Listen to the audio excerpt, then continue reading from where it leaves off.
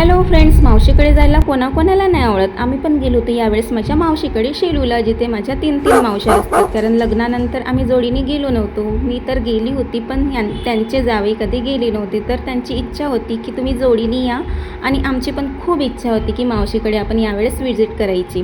कारण मावशीचा मुलगा पण 1 वर्षाने आला होता, तो राहतो जर्मनीला, आणि मावशीची मुलगी पण सासरवरून आली होती.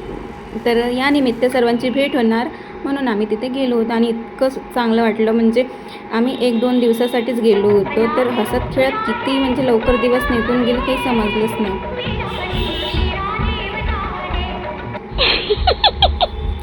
त्यानंतर आम्ही दुसऱ्या दिवशी सकाळी गेलो होतो शेतावर. इथे बनला आहे आमच्या मावशी काकाजींचं फार्म हाऊस.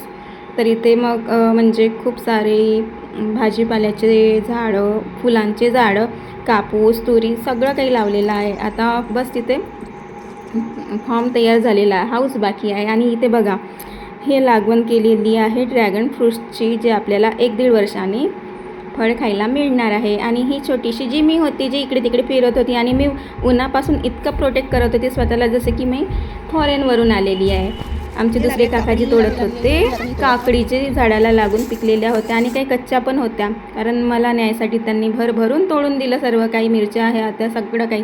मिरची तर इतकी तिखट आहे बापरे, माझ्यासारखीच.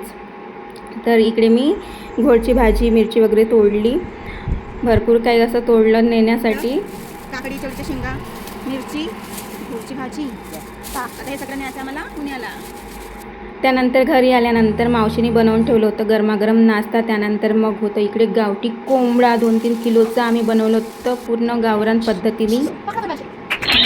हा आहे छोटू, माझ्या मावशीच्या मुलीचा मुलगा. इकडे भाजी रेडी झाली गरमागरम, आणि इकडे बसल्या पंगती जेवण करायला.